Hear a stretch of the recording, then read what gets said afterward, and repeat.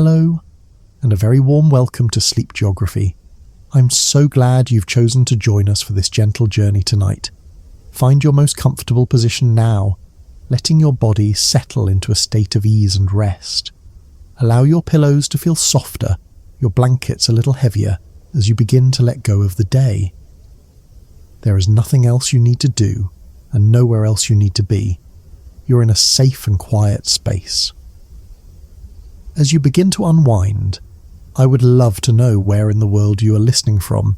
If you feel inclined, you can leave a quiet comment below sharing your small corner of the globe. It's a wonderful way for us to feel connected on these peaceful, shared travels.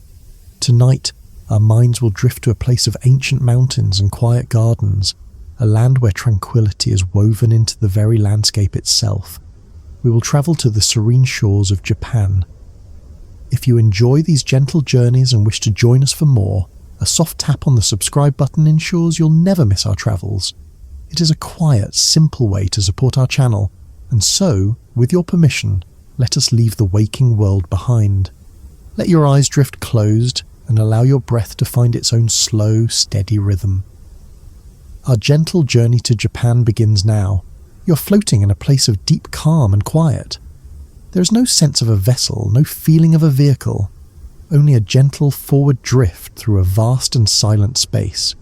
Beneath you is a surface of dark liquid silk, the great still ocean in the deepest hour before dawn. Above you, the sky is a velvet dome of indigo and charcoal, softened by a dusting of distant sleeping stars.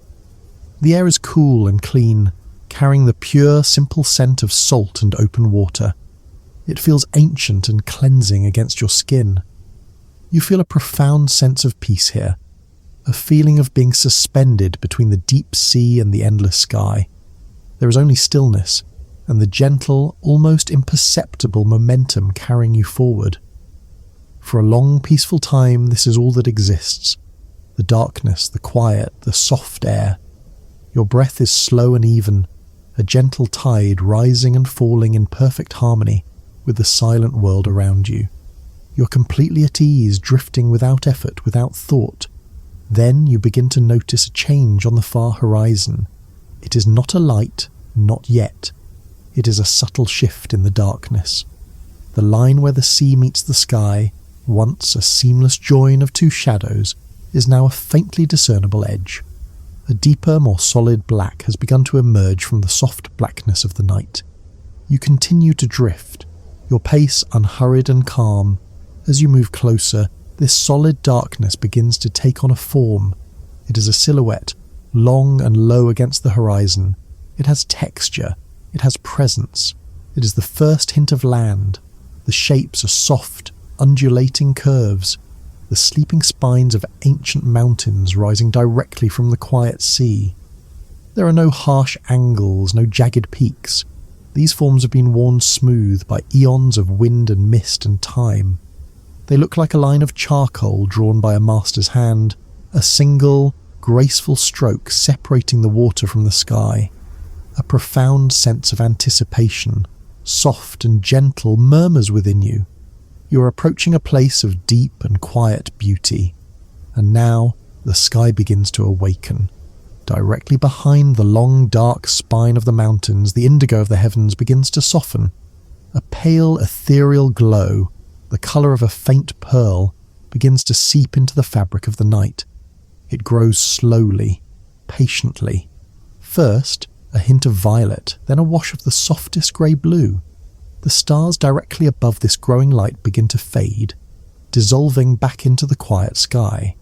The light is not yet the sun. It is the sun's promise. It is the gentle announcement of a new day, happening far below the horizon. This new, soft light touches the world around you with a delicate grace. The surface of the water is no longer pure black, but a deep, shimmering slate grey. You can see the gentle, endless swells that move beneath you, rising and falling in a rhythm as slow as a sleeping breath. The peaks of the distant mountains remain in deep shadow, but their edges are now limned with a soft silver aura. The air grows a little cooler, a little crisper. It carries a new feeling, a sense of immense clarity and stillness that belongs only to the moment just before sunrise.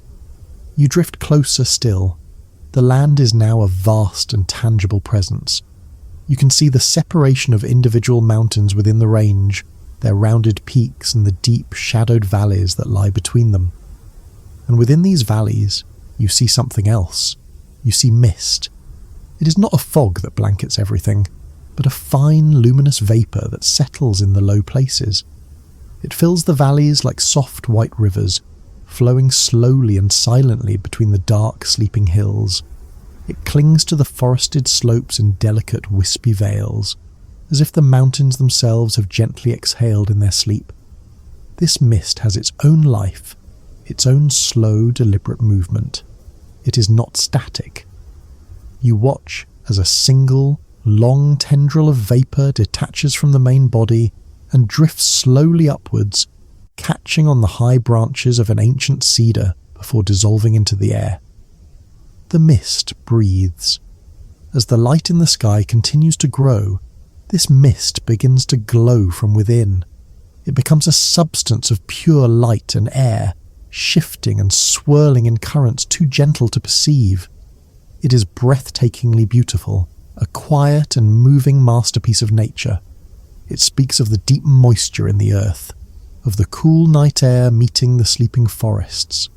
The scent on the breeze begins to change. The clean, sharp smell of the open ocean is now joined by a new fragrance, carried from the land you are approaching. It is a scent that is subtle and complex, a perfume of the earth.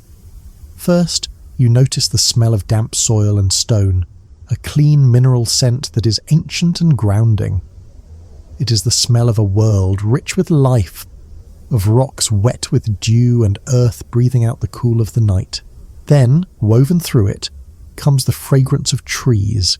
It is the deep green scent of pine needles, the slightly sharper note of cedar, and the rich, loamy aroma of countless leaves.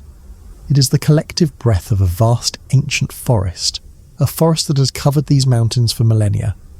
And just beneath it all, so faint you almost miss it, is another scent. It is a whisper of sweetness, a delicate, almost watery floral note that is clean and profoundly gentle. It is not the heavy perfume of a tropical flower, but something much more subtle, more ethereal. It is the hint of a single, perfect blossom, a quiet promise of spring, carried on the damp, cool air. You breathe it in deeply, and a sense of profound calm settles over you. This is the scent of tranquility, the scent of a place where nature is revered and its quiet beauty is allowed to flourish. Now the sun finally rises.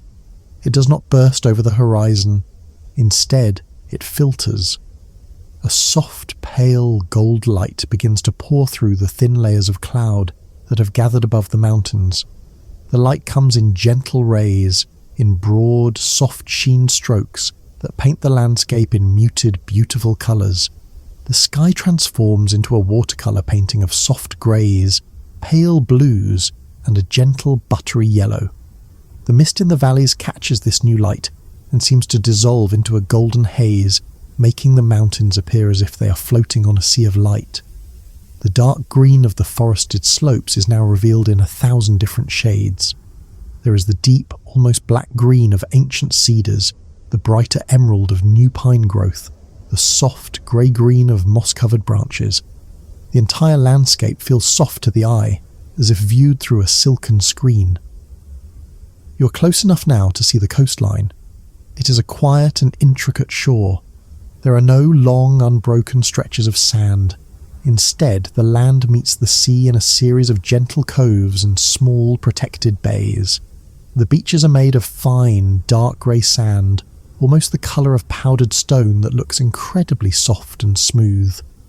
Where the gentle waves retreat, the sand is left with a sheen like polished slate, reflecting the pale morning sky for a few moments before the water soaks in.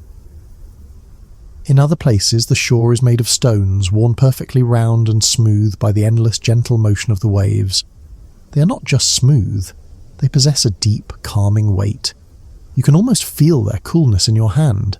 They are in shades of grey and black and deep sea green, and some have thin white veins of quartz running through them, like tiny lightning bolts frozen in time. They glisten with the sea spray, each one a small, perfect sculpture. The water in these coves is exceptionally clear. As the soft morning light strengthens, you can see down into the shallows. You see the sandy bottom, the smooth, dark stones, and the gentle sway of seaweed, its deep green fronds moving with the quiet pull of the tide. The sound of the world begins to gently emerge. From the profound silence of the open ocean, a soft murmur begins to reach you. It is the sound of the water. It is not the crash of powerful surf, but a gentle, shushing sound. The sound of small waves lapping rhythmically against the sand and whispering amongst the smooth, dark stones. It is a soothing, hypnotic rhythm, a sound as old as the land itself. It is the gentle pulse of the ocean, the soft and steady heartbeat of the world. It is a sound that invites rest, that encourages your mind to let go and simply be. If you listen very closely, you can hear the tiny fizzing sound of the sea foam as it dissolves on the wet sand, a delicate effervescent whisper that lasts for only a moment. You drift over a small, perfect cove, shaped like a crescent moon. The dark volcanic sand is untouched, marked only by the scalloped line of the last high tide. A small stream, born in the misty mountains above, has carved a gentle path through the forest, and now spills silently onto the beach, its fresh water mingling with the salt of the sea. At the edges of the cove, the forest comes right down to the shore. The branches of ancient pines, gnarled and beautiful, overhang the water. Their needles, heavy with morning dew, glitter like a million tiny jewels in the soft light. You notice the details now, the texture of the bark on the trees, dark and deeply fissured, the vibrant, almost luminous green of the moss that carpets the rocks at the forest's edge. It looks as soft as velvet, a living blanket over the cool, hard stone. You can almost feel its damp coolness. You notice the way the light filters through the canopy of leaves, creating a shifting, dappled pattern on the forest floor. Everything here feels clean and pure and deeply peaceful. You let your gaze travel upwards, following the slope of the land from the quiet shore to the mountain peaks. You see the layers of the landscape unfold before you in a grand and gentle vista. First, the dark, wet stones and soft sand of the shoreline, kissed by the calm, clear water. Then, the dense, deep green of the coastal forest, a tapestry of pine, cedar and maple, their roots holding fast to the rich, dark earth. Above that, the slopes become steeper and the forest changes. You see swathes of bamboo, their slender stalks creating a different kind of green, a lighter, more golden-hued canopy that rustles softly in the breeze you can now begin to feel. Higher still, the mountains rise into the clouds. The peaks are shrouded in the soft white mist that you saw from a distance. It is not a barrier to your sight, but a gentle veil. It suggests height and majesty without being imposing. It makes the mountains feel both immense and gentle, ancient and alive. The air that touches your face is now a perfect blend of all the elements of this place. It has the coolness of the high mountain air, the clean moisture of the mist, the earthy scent of the forest floor, and the faint briny tang of the sea. You can feel the distinct layers of this air. A cooler, salt-tinged current drifts in low from the water, while a slightly warmer, sweeter breath, rich with the scent of pine and soil, flows down from the sun-touched slopes. It is a breath of pure tranquility. You feel a sense of arrival, not a sudden or jarring landing, but a slow, gentle settling.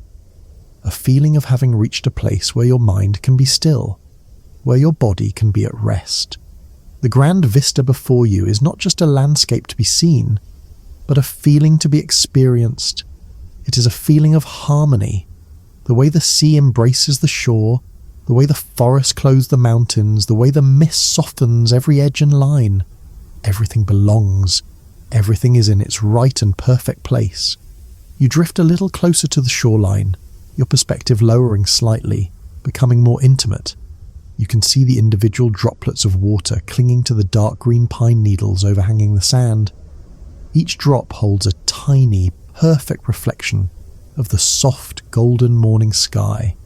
You can hear the soft, singular plink of one such drop finally letting go, falling onto a broad, flat leaf below, a tiny, perfect sound in the vast quiet. You can hear the gentle creak of bamboo stalks moving against one another in the breeze, a quiet, woody, percussive sound, like a very soft wind chime. You can smell the sweet, clean scent of the wet earth, a fragrance that speaks of life and nourishment and the quiet, unseen processes happening in the soil beneath the trees.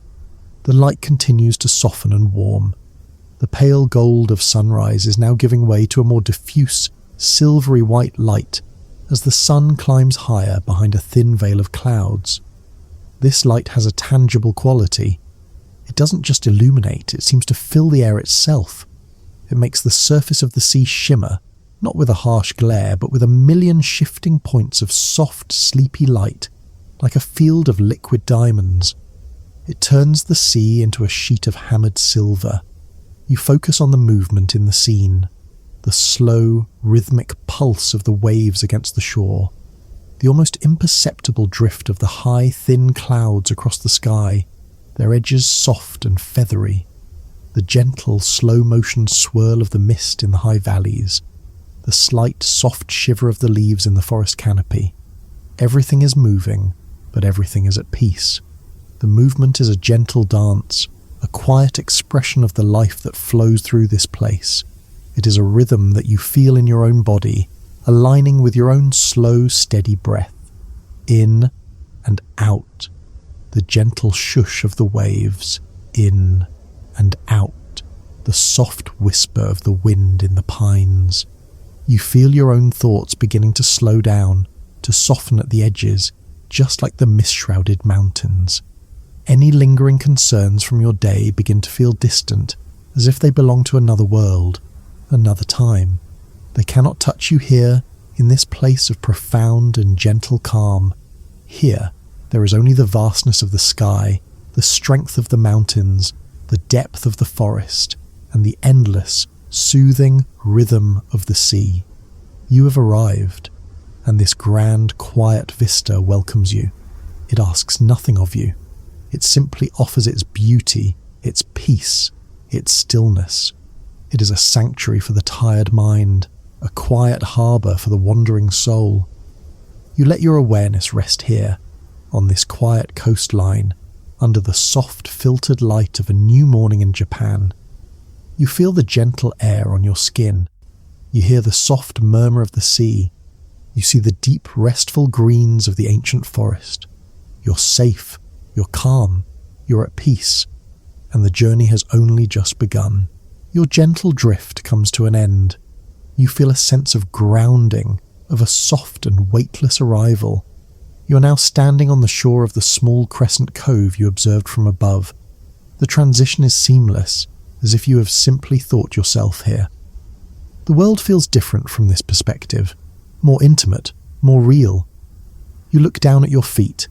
They rest upon the dark, volcanic sand. It is not black, but a deep, rich charcoal grey, made of 1,000 million tiny weathered grains. The sand is fine, almost like powder, and it is cool to the touch. It holds the deep, lingering chill of the night and the sea.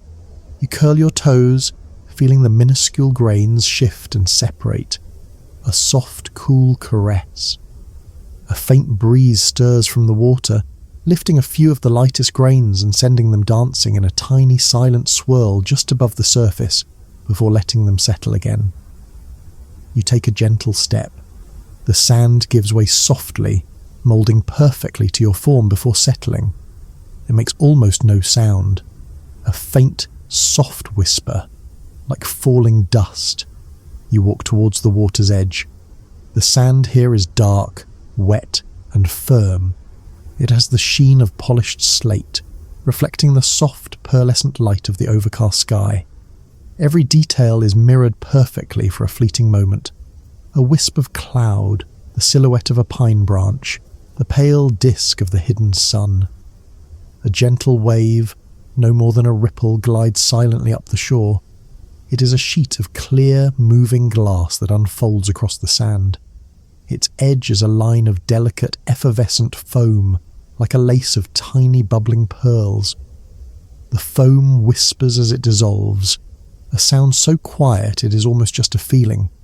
The water recedes, pulling back with a soft sigh, leaving the sand even darker and more reflective than before.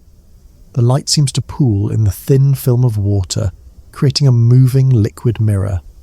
You look along the shoreline. It is scattered with the smooth, dark stones you saw from above. You reach down and pick one up. It is heavier than it looks, a satisfying weight in your palm. Its surface is perfectly smooth, shaped by countless years of tumbling in the gentle surf. It is a deep sea-green colour, with a fine white line running through it like a thread of captured light. Looking closer, you see other patterns, faint speckles of a darker mineral, and a delicate, almost invisible web of concentric rings that tell the story of its slow formation. The stone is cool, a deep and pleasant cold that seems to radiate a sense of calm. You place it gently back among its brethren.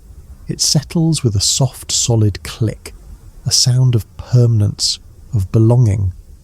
The air here at the water's edge is alive with the scent of the sea. It is a clean, briny smell, mixed with the faint, almost sweet aroma of seaweed drying on the rocks. You breathe it in, and it feels cleansing, purifying. You turn your back to the gentle sea and face the land. The forest awaits. The transition from the open shore to the tree line is a gentle threshold. You step from the sand onto a soft bed of fallen pine needles. The ground beneath is soft and loamy. The sound of the waves becomes instantly softer, more distant, muffled by the presence of the trees.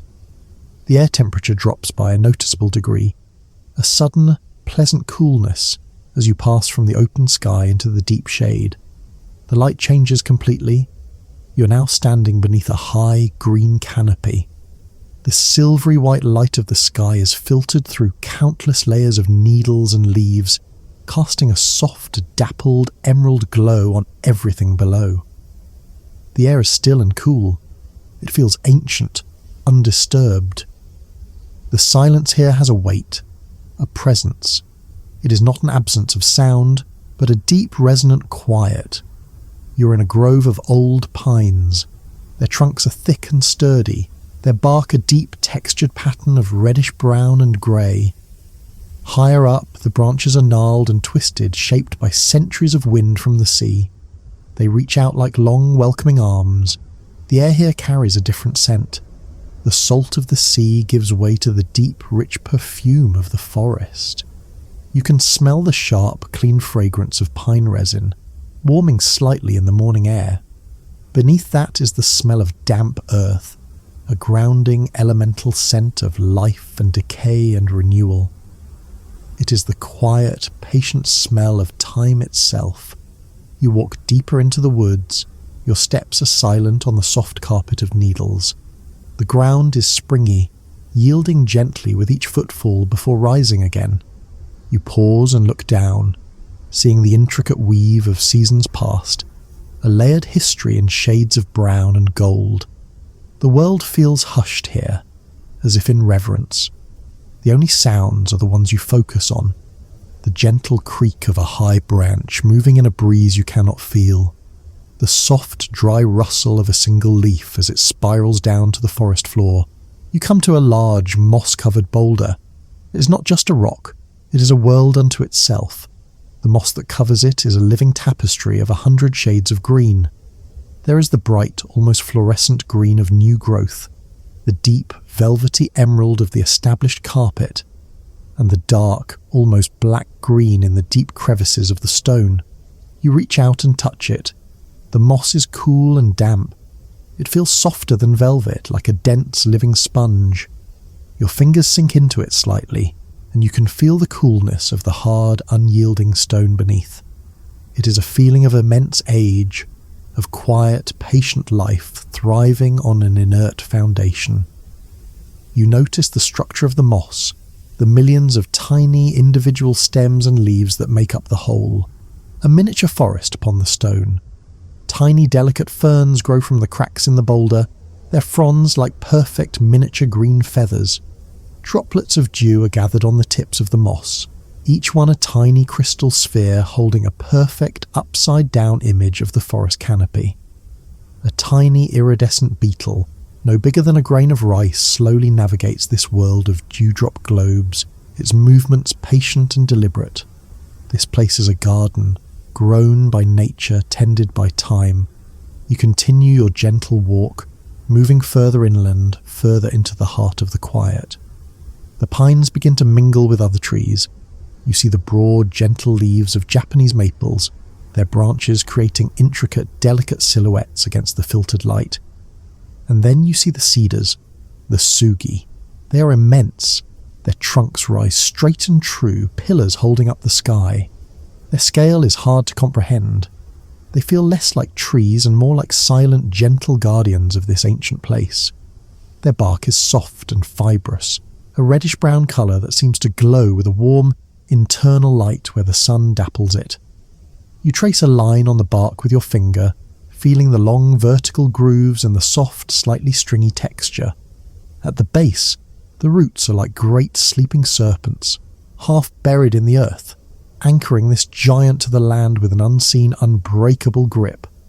You stand at the base of one and look up. Its lowest branches are far above you. You follow the trunk with your eyes, up and up until it disappears into the green ceiling of the canopy. You feel a sense of profound awe, but it is a gentle awe, a quiet respect for the slow, silent power of this living thing that has stood on this spot for longer than you can imagine. The air around the cedars smells different, sharper, cleaner, a distinct, aromatic, woody scent that is both calming and clarifying. As you wander, you begin to hear a new sound. It is very faint at first, a low murmur hidden beneath the forest silence. It is a liquid sound, a soft, continuous melody. You feel drawn to it. You follow the sound, your path taking you slightly downhill into a small dip in the terrain. The ground becomes softer, the scent of damp earth more pronounced. The light grows greener, more luminous, as ferns become more abundant, their fronds carpeting the ground on either side of your unseen path. The sound grows clearer. It is the sound of moving water. You push aside a large, heavy fern frond, beaded with moisture, and you see it. A mountain stream. It is not wide or powerful. It is a humble, quiet waterway, perhaps only a few feet across. But it is perfect. The water is so clear it seems to be made of liquid crystal. It flows over a bed of smooth, dark pebbles and stones, the same kind you found on the beach, carried down from the mountains over millennia. You can see every single detail on the stream bed. Every stone, every grain of sand, the gentle sway of a submerged strand of green moss. You watch a single fallen maple leaf, a beautiful star of pale yellow, as it is carried by the current. It floats serenely for a moment, then spins gently in a small eddy behind a larger rock, dancing in place before the water releases it to continue its silent journey downstream. You kneel at the water's edge. The sound is a beautiful, complex music. It is a gentle gurgle as the water flows over larger stones. It is a soft, chiming sound, almost like tiny bells, as it trickles through patches of smaller pebbles. It is a quiet whisper where it pools in a deeper, slower-moving section. Each sound is distinct, yet they all blend into a single, soothing song. You dip your fingers into the water. It is shockingly, wonderfully cold. A pure, clean cold that feels instantly refreshing. The current is gentle but persistent, a soft, steady pressure against your hand. You watch as tiny, shimmering air bubbles are carried past in the flow. The banks of the stream are lush with life. The moss here is the greenest you have seen, perpetually damp and vibrant. Ferns of all sizes crowd the edge, their roots intertwined in the dark, rich soil. Small, smooth stones lie half hidden in the moss, glistening as if they have been polished. You decide to follow the stream. You walk alongside it, heading upstream, deeper into the island's interior. The path is not a path, but you find your way easily. stepping from one flat, mossy stone to another. The forest here feels different, animated by the presence of the water. The constant, gentle sound fills the silence. The air is cooler, heavier with clean moisture. The light seems to glitter more, reflecting off the moving surface of the stream and the wet leaves of the plants that grow beside it. The stream is a guide, a gentle companion on your journey. It leads you through groves of trees, past enormous moss-covered logs that have fallen and become nursemaids to new life. You see fungi growing in delicate scalloped shelves on their sides. You see new saplings taking root in their soft, decaying wood. Everything here speaks of cycles, of quiet, unhurried change. After a time, the landscape begins to shift once more. The dense forest of cedar and pine begins to thin, and you enter a new kind of wood, a bamboo grove. The change is immediate and profound. You're suddenly standing in a world of vertical lines. Countless stalks of bamboo, thick as your arm, rise from the ground in a dense, orderly forest.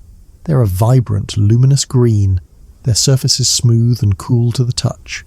You run your hand over one, feeling the subtle horizontal rings that mark each node, the segmented story of its rapid growth. Some stalks have a gentle, graceful curve to them, a slight bow as if in greeting. The light is completely transformed. It is no longer the soft, dappled light of the cedar forest. Here the sunlight filters through the high, feathery leaves of the bamboo, casting long, shifting stripes of light and shadow on the ground. The effect is mesmerizing, like being inside a vast green cathedral with stained glass windows. The light itself seems to take on a green tint, bathing everything in a serene, aquatic glow. The soundscape changes too. A gentle breeze passes through the grove, and the air fills with a unique music.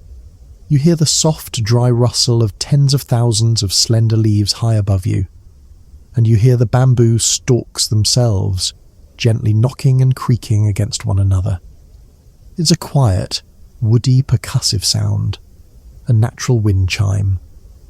The ground here is clear of undergrowth, covered only by a thick, soft layer of dried bamboo leaves. They're in shades of pale gold, tan, and soft brown.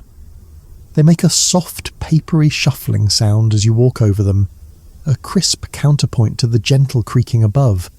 The air in the bamboo grove smells clean and green, like freshly cut grass and cool water. It feels open and spacious, despite the density of the stalks. You look up, and the green columns seem to go on forever, a forest of pure colour and form. There is a deep sense of peace here, a feeling of simplicity, of clean lines and natural order. You stand still for a long time, just listening to the music of the wind in the bamboo and watching the slow, hypnotic dance of light and shadow on the forest floor. Your journey must continue.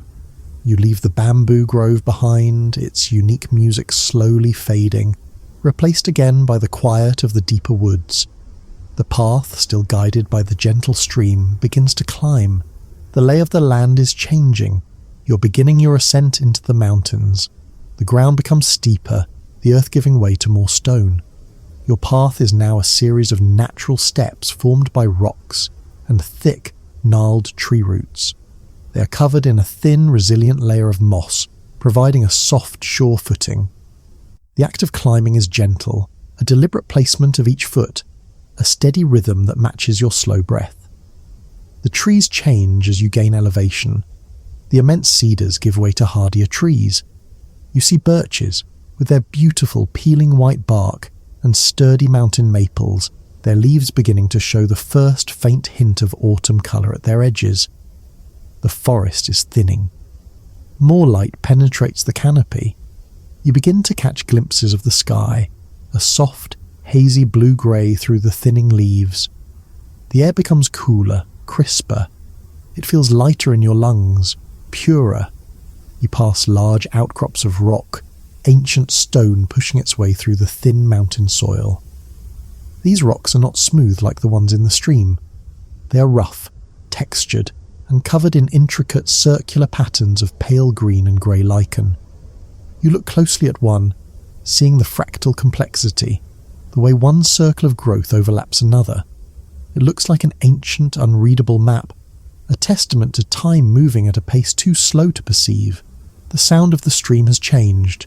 It is no longer a gentle murmur. The steeper gradient makes it tumble and fall, and its voice is now a brighter, more energetic series of chimes and splashes. It is still a gentle sound, but it speaks of its high mountain origin. You climb higher. You come to a clearing, a small level patch of ground where the trees fall away, and here you stop.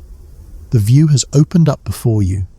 You're standing on a mountainside looking out over the landscape you have just travelled through. You can see the dark green canopy of the forest stretching out below you like a vast textured blanket. You can see the lighter, almost golden green patch that marks the bamboo grove you walk through. Far in the distance you can see the coastline, a thin, dark line separating the green of the land from the shimmering silver grey of the sea. You watch the slow, majestic drift of the clouds in the vast sky. Their shadows move across the forest canopy below, great, soft, grey shapes gliding over the green expanse like silent ships on a peaceful sea. The movement is slow, grand, and deeply calming. The scale is immense, and it fills you with a sense of profound peace. You look up towards the peaks. The mountain continues to rise above you. Its summit is hidden, shrouded in the soft white mist you saw from the ocean. The mist is in constant, slow motion. It swirls and shifts, revealing a dark, rocky peak for a moment before veiling it again. It is a slow, silent, graceful dance. The wind finds you here, in the open. It is not a harsh wind. It is a steady, gentle breeze that whispers past your ears. It carries no scent but the pure, clean smell of altitude, of cool stone and open sky. It feels cleansing against your skin. It seems to blow through you, carrying away any lingering thoughts, leaving only a state of calm, quiet awareness. This is the lay of the land, the quiet geography of this place. It is a world of soft coastlines and dark, volcanic sands, a world of ancient forests, thick with cedar and moss, a world of crystal-clear streams cutting through quiet valleys, a world of mountains that touch the clouds, their shapes softened by time and mist. You have connected with the earth of this place. You have felt its textures, heard its quiet sounds, and breathed its pure air. You find a flat, moss-covered rock at the edge of the clearing. It is a perfect place to rest. You sit, and you look out at the grand, peaceful vista. The sea, the forest, the mist-shrouded peaks. Everything is in harmony. Everything is at peace, and you are a part of it. A quiet observer in a world of profound and gentle beauty.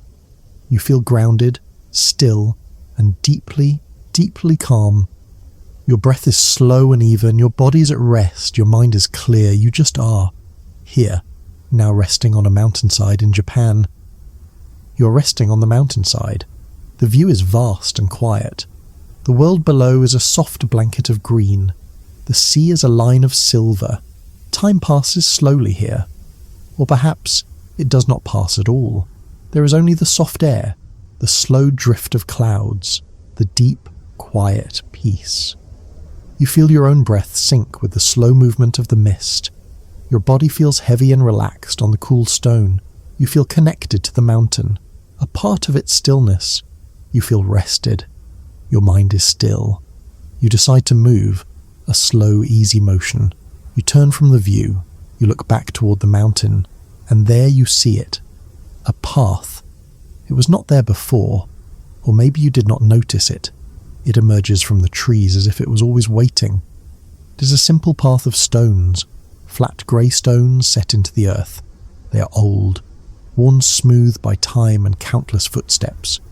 The centres are slightly hollowed, a gentle dip where feet have fallen for generations. Soft green moss grows in the cracks between them, a living mortar binding the path together. It looks soft to the touch. It thrives in the cool shade. It is the colour of deep peace. The path leads upwards. It does not climb steeply. It winds gently into the mist. It follows the natural curve of the land. It is an invitation, a quiet question. You place your foot on the first stone. It is solid, firm. It holds your weight completely. You feel its coolness through the sole of your shoe. You take another step, and another. You're walking the ancient path. It guides you through the thinning trees, past the lichen-covered rocks. The air grows cooler. The mist thickens around you. It swirls gently around your ankles. It has no scent, only the clean feeling of pure water. It is not a cold or damp mist. It is soft, luminous. It wraps the world in a veil of white. The sounds of the world grow faint. The whisper of the wind is gone. The distant sea is silent. There is only the soft shuffle of your own steps and the sound of your slow, steady breath. The mist makes the world small and intimate. There is only you and the path beneath your feet. The path is your only guide. A line of grey stones in a world of white. You trust the path completely. It was laid by hands that knew this mountain. You feel safe here, enveloped, held. The path begins to level out. The climb is over.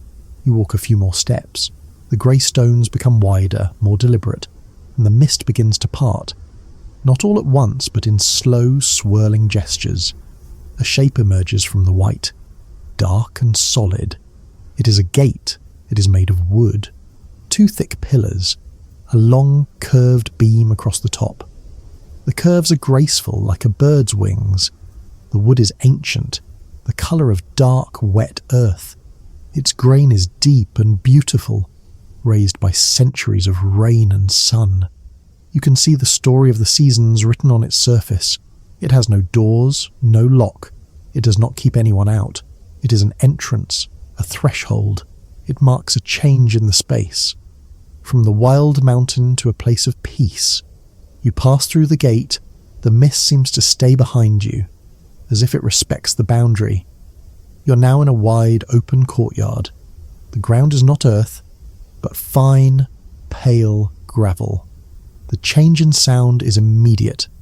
The soft shuffle becomes a gentle crunch. The courtyard is empty, but it does not feel empty. It feels full of stillness, full of purpose, a deep, resonant silence. You look at the gravel. It is not simply spread. It has been raked. Perfect flowing lines are drawn into its surface. They do not run straight. They swirl around large, dark rocks. The lines are like the currents of a river, or the ripples on a still pond. The rocks are like islands in a still sea. Some are tall and sharp. Others are low and rounded. They are covered in patches of dark, velvety moss and pale grey lichen. They are old, pulled from the mountain long ago, placed with immense care. Each rock seems to have its own personality, its own quiet gravity. This is a garden made of stone and sand, a landscape for the mind, a place to find quiet. It represents the world, but in its simplest, most essential form. The patterns in the gravel invite your mind to slow down, to follow their gentle, endless flow. Across the courtyard, there is a building. It is long and low, made of the same dark, ancient wood as the gate. It sits in perfect harmony with the garden. It has a great, sweeping roof. The tiles are a dark, smoky grey, each one handmade, slightly different from the next. Their edges are softened by a growth of moss. The roof's elegant curve mirrors the line of the mountains behind it. It seems to have grown here, a part of the mountain itself. You walk across the raked gravel. Your feet make a soft, crunching sound. It is the only sound in the quiet air, a slow, meditative rhythm. You're careful not to disturb the raked lines. You follow a simple path of flat, unadorned stones. Each stone is a solid anchor in the sea of gravel. You reach the building. You climb a few low, wide wooden steps. The wood of the steps is thick and worn, smooth in the middle, rougher at the edges. You're now on a veranda. an open-air hallway that wraps around the structure. The floorboards are wide and smooth, polished to a soft sheen by countless bare feet. The wood feels cool and silky. You imagine the feeling of the wood on a hot summer day.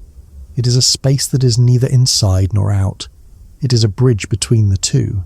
The great roof hangs far out over the veranda. It creates a space of deep, comforting shade. It protects the paper walls from the rain and the sun. You're outside, but you are sheltered, protected. From this veranda, the stone garden looks different. It is perfectly framed by the dark wooden pillars and the low-hanging roof. It becomes a living painting. You look at how the building is made. You see the thick beams, the strong pillars. You look for nails, for bolts. There are none. The wood is joined to wood. Intricate shapes, carved to fit perfectly. One piece holding another. A puzzle of strength and balance. This craft was born from a time of patience, a deep understanding of the wood, how it breathes, how it settles, how it ages. A craft born from respect for the tree. Each beam was once a living part of the forest you walked through. A scent finds you here. It is faint, but clear. The smell of old wood, cedar. It has been breathing in this mountain air for centuries, and something else. A sweet, dry, woody fragrance. Incense, sandalwood. It drifts from within the temple. A whisper of prayer, a breath of peace. You follow the veranda around a corner. The view changes. Now you see a small grove of bamboo through the wooden pillars. Its green stalks sway gently. You come to a large open doorway. The doors have been slid away into the walls. They are made of paper screens, translucent and light. It is an invitation to enter. You step inside. You slip off your shoes at the threshold. A silent gesture of respect. The air is cool and still. The light is soft and dim. It filters through the paper screens along the walls. The screens glow with a gentle white light. They are a membrane between this world and the world outside. They soften the world outside, turning bright sun into a gentle glow. The floor is not wood here. It is tatami, mats woven from dried reeds. They are laid out in a perfect, seamless pattern. Their scent is faint and sweet, like dry grass in the sun. It is a clean, natural smell. The texture is smooth but firm beneath your feet. You can feel the fine weave of the reeds. The room is vast and empty. Your eyes adjust to the low light. You can see the high ceiling, the great dark beams crossing in the shadows above. The emptiness is not a void. It is a presence. It is the space for the mind to be free. It is called ***, the important, meaningful space between things. The space is sacred, hushed. In the centre of the far wall there is an alcove. In the alcove a single scroll hangs. The paper is old, the colour of cream.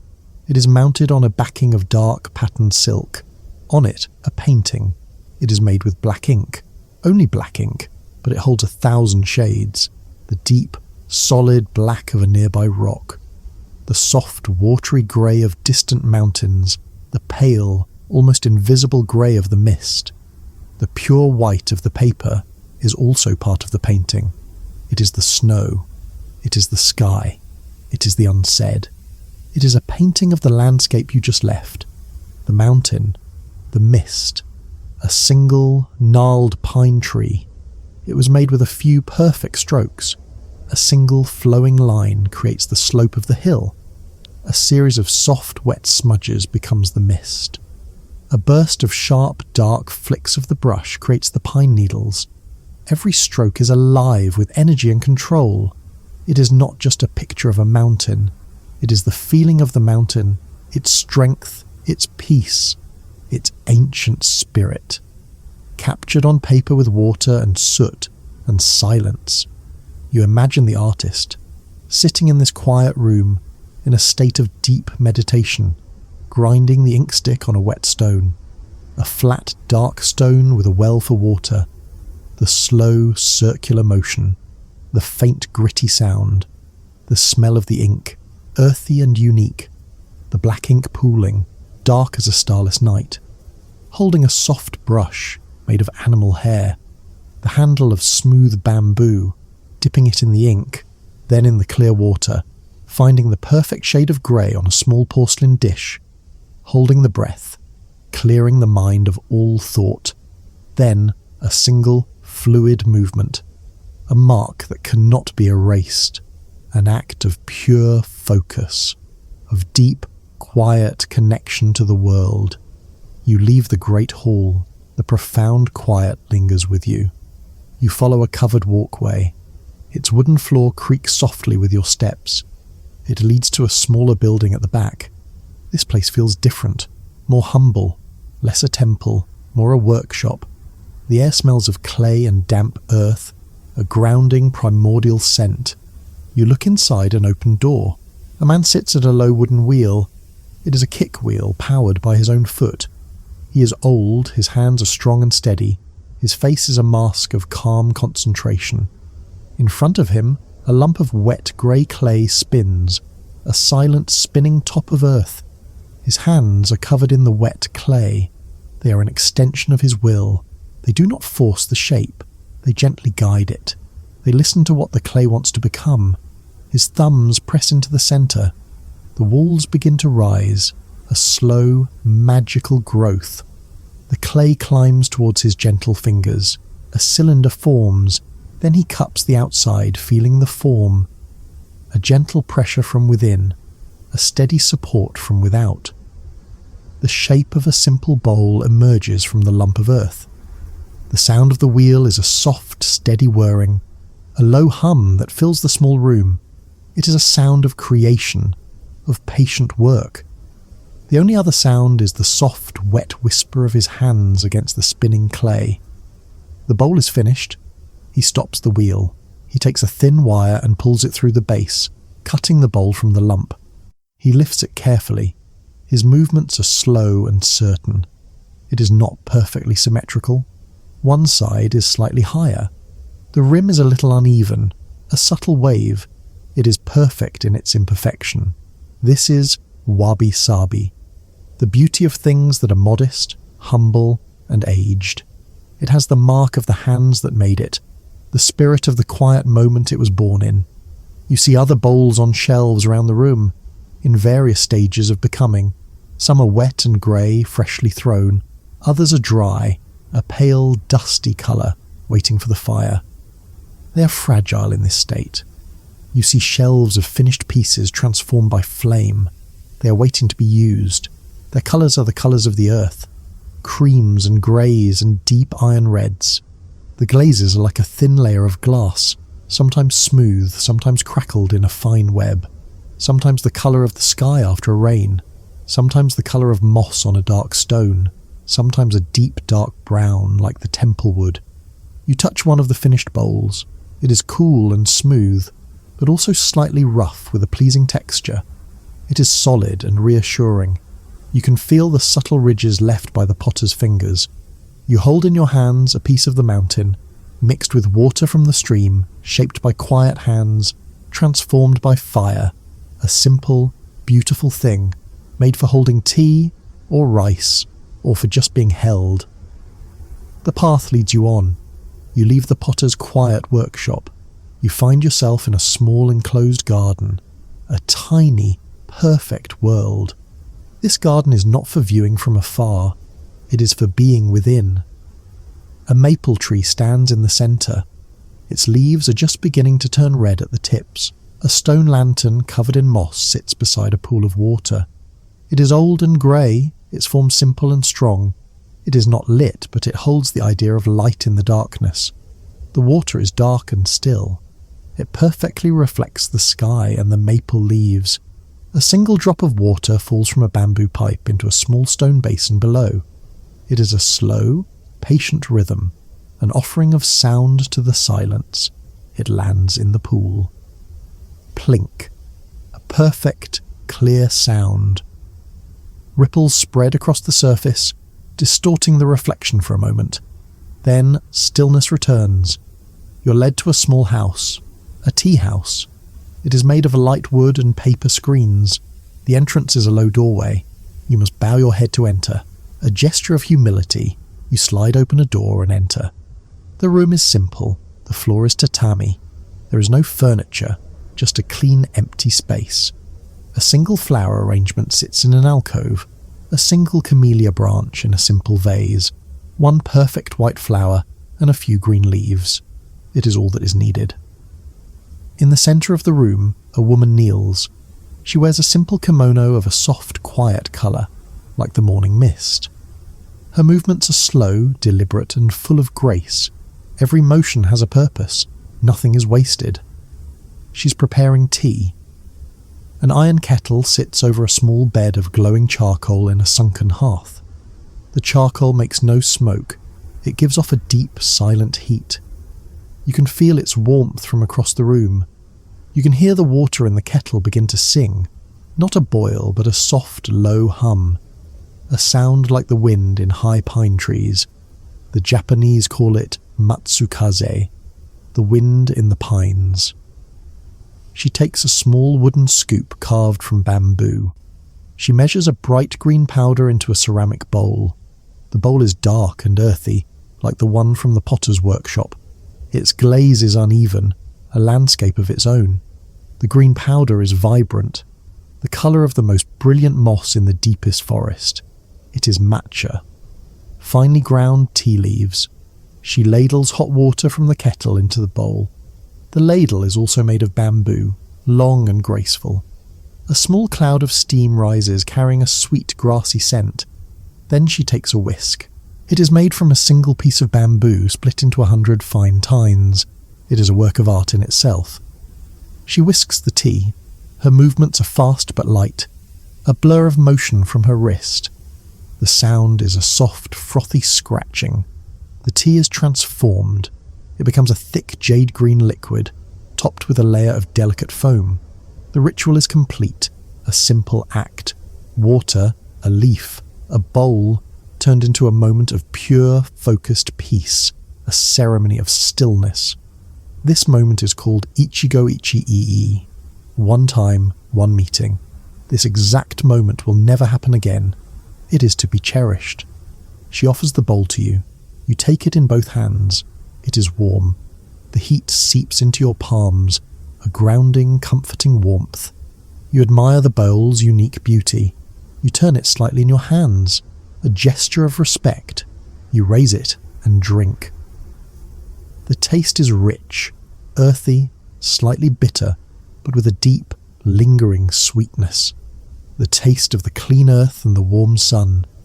It awakens your senses. It calms your mind. You sit in the quiet of the tea room. The only sounds are your own soft breaths and the gentle song of the water in the kettle. This is a peace that has been cultivated, practiced for centuries. The simple beauty of being present in this room with this bowl of tea and nothing else. Your journey is nearing its end for now. You leave the tea house, the scent of matcha lingering. The path leads you to one last building.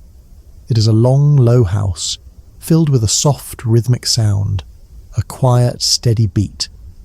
It is a sound both mechanical and human. You look inside. You see rows of wooden looms. Women sit before them, working in the soft light from the paper screens. Their hands and feet move in a steady practiced dance, a rhythm passed down through generations, sending the shuttle flying back and forth, beating the new thread into place. It is the sound of fabric being born. You focus on one weaver. Her hands are a blur of gentle, efficient motion. She works with threads of silk. They shimmer in the soft light.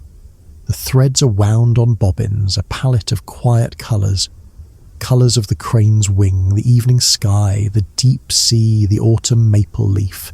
You think of where the silk comes from, a tiny worm eating mulberry leaves, the soft, constant munching of 1,000 hungry lives, spinning a cocoon around itself, a single, unbroken thread of shimmering fibre, a small, quiet miracle of nature. That thread is carefully unwound. It is dyed in vats of colour made from flowers and roots and bark, indigo for blue, safflower for red, gardenia for yellow, each colour a gift from the earth. The threads hang to dry in the soft air like colourful waterfalls, and now the thread is being woven into cloth, a legacy of patience, from the leaf to the worm to the thread to the loom. The weaver's face is calm and focused. Her mind is on the pattern, a complex design she holds in her memory. She's not rushing. She's part of the rhythm of her loom. The pattern she's weaving is of waves, the gentle, endless waves you saw on the shore, captured forever in threads of silk, a piece of the ocean's gentle music made silent and tangible. You touch a finished bolt of cloth. It is incredibly soft, cool to the touch. It is light yet strong. It catches the gentle light and seems to glow from within. You stand and listen. The quiet, steady rhythm of the looms. It is the sound of culture, of peaceful history, the sound of hands creating beauty, not with force but with patience, with respect for the materials, with a quiet, focused mind. The ink painting, the humble bowl, the bowl of tea, the shimmering silk, they are all whispers from the past, a legacy of peace, a story told not in words, but in the things made with quiet hands, in moments of focused, gentle creation. This is the soul of the place, its deep, quiet heart, and you have felt it. You are resting on the mountainside. The view is vast and quiet. The world below is a soft blanket of green. The sea is a line of silver. Time passes slowly here, or perhaps it does not pass at all. There is only the soft air, the slow drift of clouds, the deep, quiet peace. You feel your own breath sink with the slow movement of the mist. Your body feels heavy and relaxed on the cool stone. You feel connected to the mountain, a part of its stillness. You feel rested. Your mind is still. You decide to move. A slow, easy motion. You stand up from the rock. You feel grounded and calm. You find another path. This one leads down. The stones are the same, old and grey, worn by time, but this path feels different. It has a sense of purpose. It leads you away from the sacred quiet. It leads you toward the gentle sounds of the living. You begin your descent. The mist thins with every step. It peels away in soft white layers, like a curtain being drawn. The world re-emerges. First, the tops of the cedar trees below you. Their dark green needles are wet with dew. Then, the vast green blanket of the forest. Then, the distant silver line of the sea. The sunlight feels a little warmer on your skin. The air warms slightly. It carries new scents. The faint smell of wood smoke from a morning hearth. The distant aroma of cooking rice, clean and comforting. The smells of home, of daily life. The sounds of the world return. Not a noise, but a gentle texture in the air. A distant dog barks once. A sharp, clear sound in the clean air. The faint rhythmic tapping of a hammer on wood. The low hum of a small fishing boat on the sea. A steady, sleepy drone. These are the sounds of a world waking up. The path becomes less wild. The stones are more evenly set. The moss is swept away from the centre, living only in the deepest cracks. You are leaving the mountain. You are entering the world of people. The forest gives way to small terraced fields. They follow the curve of the hillside. Steps of green are carved into the land with patient hands. The rice paddies are flooded with water. They are perfect mirrors of the pale morning sky. You see the clouds drift across their surface. Water flows between them in narrow earthen channels. You can hear its soft gurgling sound, a constant gentle music. In one field, a single white heron stands perfectly still, a statue of white feathers watching for its breakfast. It turns its head in one sharp, elegant motion. Then, stillness again. The path is no longer stone. It is now a narrow lane of packed earth. You see the first houses. They are small and simple. Their walls are made of dark wood and pale plaster. Their roofs are of heavy grey tiles. Each house has a small garden, a twisted pine tree, a stone lantern, a patch of carefully tended moss. You hear the gentle, clear sound of a small wind chime. A furin tinkling in the breeze, a single high, clear note. You have arrived in a small town. It rests between the mountain and the sea. The morning has begun. The streets are narrow and clean. They are not for cars. They are for walking, for bicycles, for the slow rhythm of feet. The stones of the street are dark and wet in places where water has been sprinkled. You see a woman. She's sweeping the stone step in front of her house. Her broom is made of bound twigs. It makes a soft, scratching whisper. She moves with a slow, focused grace. Her movements are a ritual. She is not just cleaning the step. She is preparing her home to meet the new day. A small, quiet ritual of care. When she is done, she places a small pile of salt on the doorstep. For purification, for good fortune. You walk toward the centre of the town. You're drawn by a gentle hum of activity. You have found the morning market. It is not a large or loud market.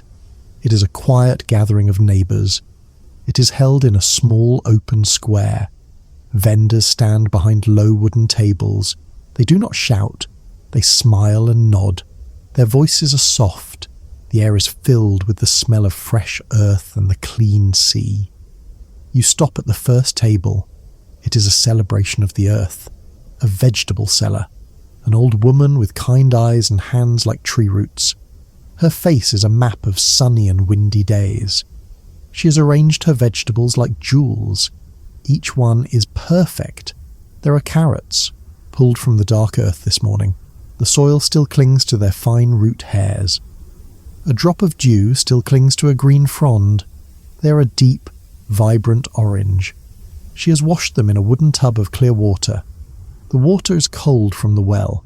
Next to them, daikon radishes. Long and white, the colour of pure snow. Their skin is smooth and cool. They lie in a perfect straight row. Beside them, small round turnips. Their skins a beautiful shade of pink and white. There are eggplants. Their skins are a deep, glossy purple, so dark they are almost black. They shine in the morning light. Their green caps are fresh and bright. They feel heavy and solid in your hand. She has bundles of spinach. The leaves are dark green and crinkled. She has tied them with a piece of straw, a simple, beautiful package. Next to them, bright green beans, so fresh they snap with a sharp, clean sound. You see mushrooms, shiitake. Their caps are like small brown umbrellas. Their scent is deep, woody and earthy. And next to them, delicate, pale enoki mushrooms in a tight, clean bunch. An old man with a basket approaches the table. He does not point or rush. He looks carefully at the vegetables. He is choosing with his eyes, with his senses. He and the woman speak in low, gentle tones. She picks out a radish for him. She chooses the best one. She holds it up to the light. She wraps it carefully in a piece of old newspaper. He places a few coins in her open palm. He bows his head slightly. She bows back. A quiet exchange of respect.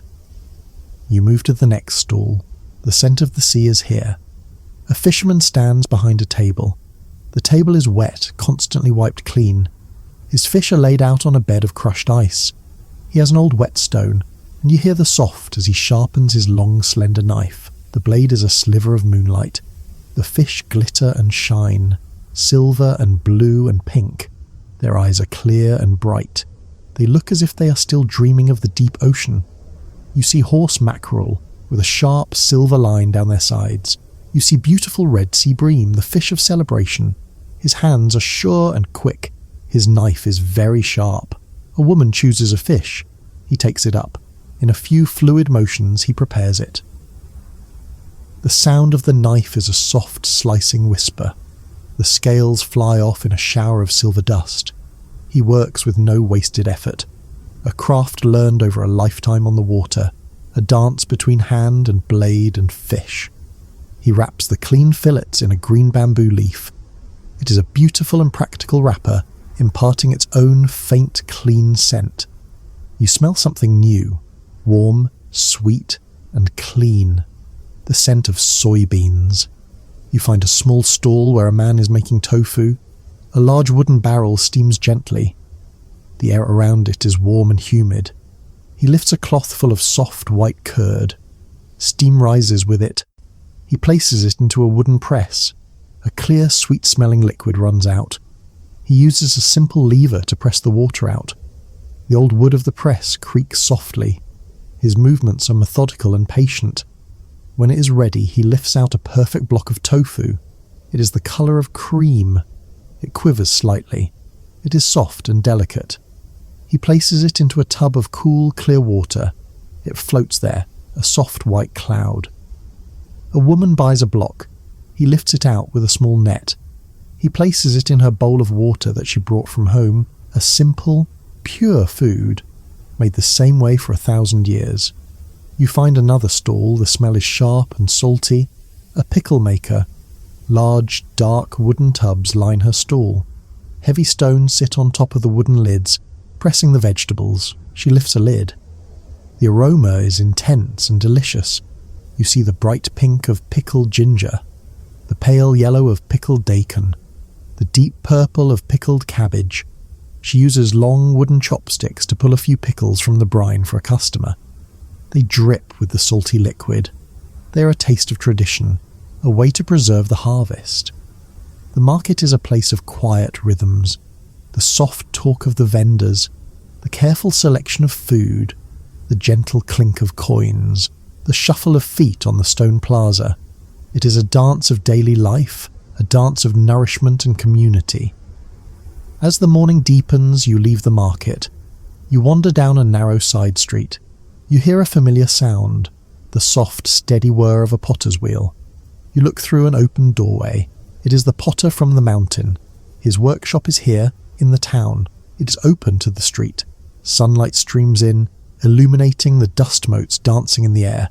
The shelves are filled with pots in every stage of being. He is not shaping a bowl now. He is glazing. He holds a finished dry clay pot, a teapot. It is a pale, dusty grey, a bisque pot once fired.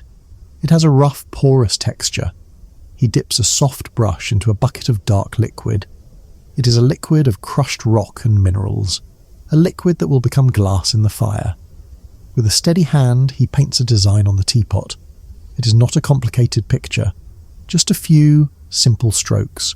A single stalk of bamboo, a few delicate leaves. His breath is steady. His hand does not waver. His brow is furrowed in deep but relaxed concentration. He has painted this bamboo 1,000 times, but this one is new. This one is for this teapot on this morning. He works in a state of deep, quiet focus. The world outside his workshop disappears.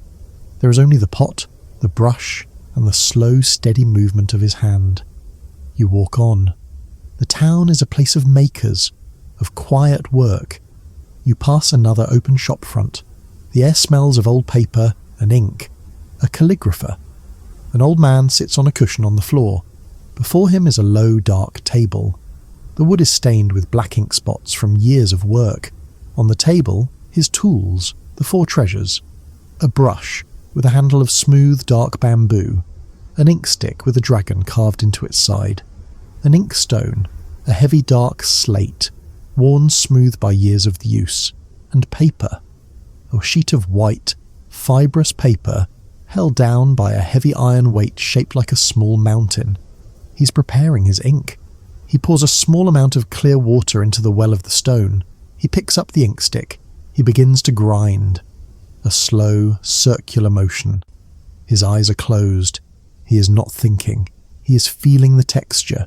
He is listening to the sound. The sound is a soft, gritty whisper. The fragrance of the ink rises, earthy and subtle. He grinds until the ink is thick and dark, the colour of a moonless night. He opens his eyes. He sits for a long moment, perfectly still. He is gathering his energy, his spirit, his ki, into one single point. Then he moves. He lifts the brush. He loads it with the dark ink. He shapes the tip of the brush on the edge of the inkstone. He holds it above the white paper. He pauses, a moment of perfect potential, and then his hand flows. It is a dance, a single, fluid, unbroken movement. The brush moves across the paper, up, down, a sharp turn, a delicate flick. The bristles separate, then come together again, and it is done. A single character. Kanji. It is the character for peace. It is not just a word. It is an image, full of life and balance and energy. The ink is dark and bold in some places, soft and grey in others, where the brush was drier. You can see the path of his hand, the ghost of his movement. He does not look at it with pride. He looks at it with a quiet, critical eye. Then he nods once. A moment of perfect stillness, captured forever on paper. You continue your quiet walk. You hear the sound of wood being shaped, a rhythmic shaving sound. You find a woodworker's shop. The floor is covered in soft, curling shavings of wood. They are like wooden ribbons. The air is filled with the clean, sharp scent of cedar and cypress. It is intoxicating. A man is planing a long wooden beam. He's not using a machine. He's using a hand plane, a simple block of wood with a sharp steel blade. He pulls the plane towards him. His movements are long and smooth. His whole body is involved in the motion. His stance is solid. His back is straight. With each pull, a perfect paper-thin shaving curls up from the wood. It is so thin you can almost see through it. The surface he leaves behind is as smooth as silk. It shines in the light. He's not just smoothing the wood. He's revealing its soul, its grain, its life. He stops and runs his hand over the surface. He closes his eyes, feeling for any imperfection, any slight roughness. He's in a silent conversation with the wood. Around his shop you see his work. Intricate joints that need no nails. Beautiful wooden boxes. Delicate carved screens. You see his tools hanging on the wall. Saws with fine teeth. Chisels with sharp, gleaming edges. Each with a wooden handle, dark and polished from the oil of his hands. They are not just tools. They are his partners in creation. The sun is higher in the sky now. The morning's work is done. The town settles into the slower rhythm of the afternoon. You see children. They are coming home from school. They do not run or shout. They walk in a neat line, their colourful hats bright in the sun. The sound of their shoes on the stone street is a soft rhythmic patter. They stop at the town's small shrine to bow. A simple, ingrained gesture of respect. You find your way back to the main square. The market has packed up and gone, leaving the square clean and empty. Now old men sit on wooden benches. They do not talk much. They sit in a comfortable silence. They watch the world go by. They watch the clouds drift over the mountain. They watch a single leaf fall from a tree, spiralling slowly to the ground. They enjoy the warmth of the afternoon sun. In the centre of the square is a small pond. The water is dark and deep. In it huge koi swim, bright orange and gold and pure white. Some are dappled with black spots like an ink painting. They move with a slow, regal grace. Their fins are like silk in the water. An old man is feeding them. He throws dry food onto the surface. The koi gather, their mouths opening and closing silently, creating soft, concentric ripples in the water. It is a quiet, moving meditation. You hear the soft clatter of dishes. You smell noodles and broth. A rich, warm, comforting scent. You find a small, family-run restaurant. It has a blue curtain hanging in the doorway, a norin. The character for noodle is painted on it in white. You look inside. A few people sit at a wooden counter. The wood is worn smooth. They are eating bowls of noodles. The room is filled with warm, savoury steam that fogs the small windows. An old woman works in the small kitchen. Her movements are efficient and practised from a lifetime of repetition. She lifts noodles from boiling water with long chopsticks. She pours steaming broth from a large pot. She arranges slices of pork and green onion on top, a sheet of dark green seaweed, a soft-boiled egg. Each bowl is a small work of art, a perfect balance of flavours and textures. The sound of eating is a soft, appreciative slurping, the sound of quiet enjoyment, of simple, good food. You continue to wander. You pass houses with their doors slid open to the afternoon air. You catch small glimpses of domestic life. A woman sits on her tatami floor. She's mending a small tear in her son's shirt. Her needle flashes in the light. Her stitches are small and neat, an act of quiet love. In another house, a young girl practices her calligraphy. Her tongue is stuck out in concentration. She makes a mark, then studies it, comparing it to the master's example. She sighs and prepares a new sheet of paper. In another, an old man carefully tends to his bonsai tree. He snips a single tiny leaf with a pair of small scissors. The click of the scissors is a tiny sharp sound. He's shaping the tree, creating a miniature perfect world in a small ceramic pot, a dialogue with time, a lifetime of patience. The afternoon sun begins to slant. The light turns golden. The shadows of the houses grow long, stretching across the narrow streets. The town begins to wind down. The shopkeepers come out. They sprinkle water on the street in front of their shops from a wooden bucket. It settles the dust. It cools the air. The smell of the wet stone is clean and fresh. They begin to close up for the night, not with metal shutters that clang and crash, but with wooden shutters. They slide them into place along grooves in the floor and ceiling. The sound is a soft, woody rumble. It is a gentle, final sound. One by one, the shops close their eyes. The town is turning inward, preparing for rest. As evening approaches, a new light appears. Paper lanterns. They hang under the eaves of the houses. They are lit from within. A soft, warm, gentle glow. They do not flood the street with light. They create small pools of warmth in the growing dusk. The light is soft on the dark wood and the pale plaster walls. The town becomes a place of soft light and deep shadows. You see people walking toward one end of the town. They carry small towels and baskets. Their footsteps echo softly in the quiet streets. They are going to the public bath. The Sento. You follow. The building is old and beautiful.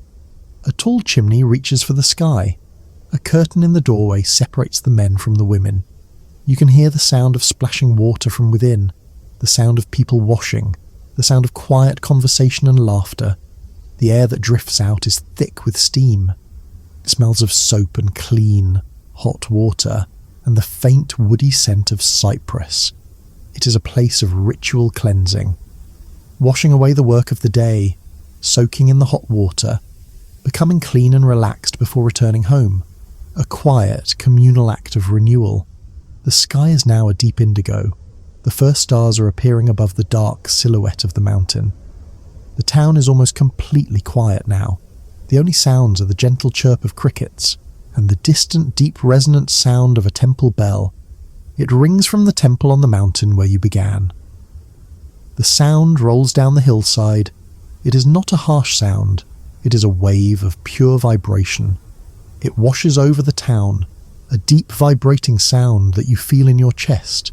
It is a sound that marks the end of the day, a sound that calls the world to peace, to rest. There is a long silence. Then another rings out. The lanterns glow softly in the quiet streets. Their light reflects in a puddle left from the evening sprinkling. A single cat walks silently along a garden wall, a shadow among shadows. A light goes on in an upstairs window, a paper screen glowing with soft yellow light.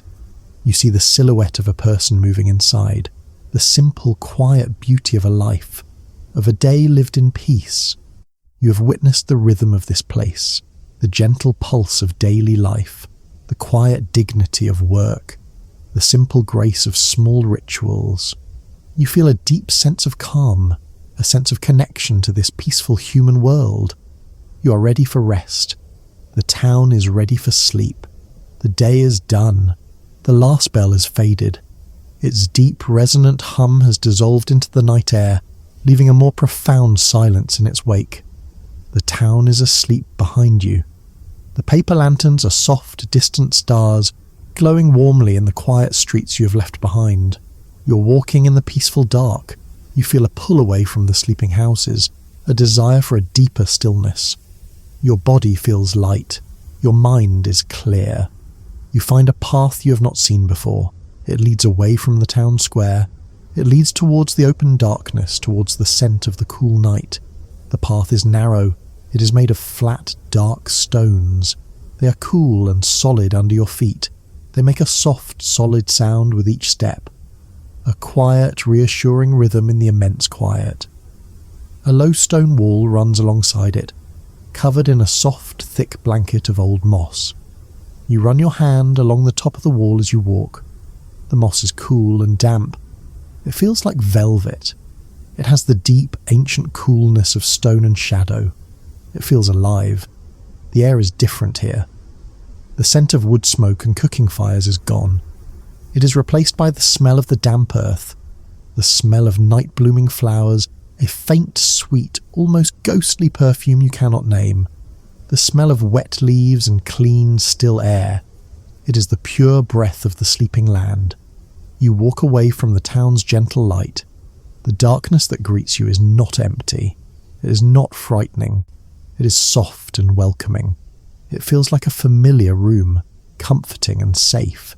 Your eyes adjust. The world reveals itself in shades of grey and silver. You can see the dark, intricate shapes of the trees against the deep indigo sky. The silhouettes of the pines are like fine ink drawings. You can see the faint, silvery light of the stars. The sounds of the town are gone. There is no wood creaking, no distant cough, no shuffle of feet. There is only the sound of your own quiet footsteps on the stone, a slow, steady rhythm that measures your gentle progress, and a new sound. The sound of the night's own music, the gentle, steady chorus of crickets. It is not a single sound, but a tapestry of sound, a shimmering curtain of tiny vibrations. Some chirps are high and fast, others are low and slow, 1,000 tiny voices singing in the cool air. It is a peaceful, ancient song. It is the heartbeat of the sleeping world. The path curves gently, following the lay of the land. It leads you through the last of the terraced fields. The rice paddies are dark mirrors now. In the daylight they reflected the sky. Now they do not reflect the sky. They hold the reflection of the stars. You are walking between fields of captured starlight. Each paddy is a small, perfect galaxy, a silent, shimmering universe at your feet. You pause and look down into one. You see the silent, distant lights. You see the vast, dark space between them. You feel as if you could fall into the sky. You smell water, a clean, cool, deep scent. The scent of a large, still body of water. The path ends. The stone gives way to a shore of small, smooth pebbles, and before you a great stillness. A lake. It is vast and silent. It stretches out into the darkness, its far shore a faint, dark line. The mountain you descended now stands on that shore, a great sleeping shadow against the last faint light in the sky. It is a silhouette of immense peace, its familiar shape a comforting anchor in the night. The water is a sheet of dark, polished glass. It is so still it does not seem real. It seems like a solid surface of liquid obsidian. It holds a perfect reflection of the world, a world turned upside down. The mountain, the sky, the stars, all are floating in the deep, silent water. It is a perfect second world, a world of dreams lying just at your feet. The sun is long gone, but its memory remains. A faint, soft glow on the western horizon, a single, delicate brushstroke of pale rose and softest orange. It is the afterglow, the day's last, gentle sigh. It is a final, quiet promise that the light will return, but not yet, not for a long, peaceful time. You find a place to rest, a small wooden pier, old and grey. It reaches out a short way into the water. Its wood is worn smooth by years of sun and rain. You can see the silver grain of the wood in the faint starlight. It looks like a path leading nowhere, a path into the stillness itself. You walk to the end of it. The wood makes a soft, hollow sound under your feet, a gentle, resonant thrum that travels through the soles of your feet. You sit down on the edge. You let your legs hang just above the still, dark water. You can feel the profound stillness of the water just inches away, an immense and silent energy. The air is cool now. A gentle chill rises from the lake. It is the lake's own breath. You can feel it on your skin, on your face and hands. It is a clean, refreshing coolness. It makes your senses feel sharp and clear. It feels calm. It feels real. You watch the last light fade. The soft rose becomes a whisper of colour, a faint blush in the deep violet. Then it is gone, as if a soft cloth was drawn over it. The pale orange lingers for a moment more, a thin golden thread on the horizon. Then it too dissolves into the deepening indigo. The sky's changing. The day is letting go. It is a slow, graceful surrender to the night. There is no struggle, only a peaceful acceptance. A single star appears in the darkening sky. A tiny, perfect point of light. A single pinprick. Then another beside it. Then a dozen more. A soft dusting of light. Bright, clear, and silent. They do not twinkle. They shine with a steady, peaceful light in the still air. You look down into the water, and you see them there too. A sky of stars above you. A sky of stars below you. You feel as if you are suspended in the middle of the universe, floating in a sea of quiet light. The silence here is deep. It is a silence you can feel. It settles over you like a soft, comforting weight. It is not an absence of sound. The crickets continue their soft, rhythmic song. It is the backdrop to the silence. It is the texture of the quiet. A single frog calls from the reeds at the water's edge. A low, gentle croak. A sound that is round and full and seems to hang in the air for a moment. Another answers from across the lake. A quiet conversation in the dark. A bat swoops low over the water, its wings making a tiny, silent tear in the air. You do not see it. You only feel its passing, a faint whisper of displaced air. The world is settling. The last bird has found its nest. The last gust of wind has died down. The leaves on the trees are perfectly still, as if carved from dark stone. There is only the immense peaceful stillness of the night. A fish jumps somewhere in the darkness. You hear the soft plop. It is a small, perfect sound in the great quiet. It makes the silence that follows it seem even deeper. You see the ripples spread out on the surface of the lake. They are perfect, silver circles in the starlight. They expand slowly, silently. They travel all the way to the shore. A slow, beautiful distortion of the reflected stars. And then the lake is perfectly still again, as if nothing ever happened. The air is heavy with the scent of cool water and damp stone. You breathe in slowly, a long, deep, comfortable breath. The air is pure, it fills your lungs. It feels cool and clean. It calms your body from the inside out. You breathe out, a long, slow sigh. You let go of the day. You let go of all thoughts. You are just here, on this old wooden pier, between the sky and the water, a quiet witness to the night. The mountain on the far shore is a solid, comforting presence. It has watched this lake every night for 1,000 years. It is a guardian of this peace. You feel its ancient stillness seeping into you. It feels steady and eternal. You feel your own body becoming still. You feel the tension leave your shoulders as if it is melting away into the cool air. Your hands relax in your lap. Your jaw is soft. Your breathing is slow and deep.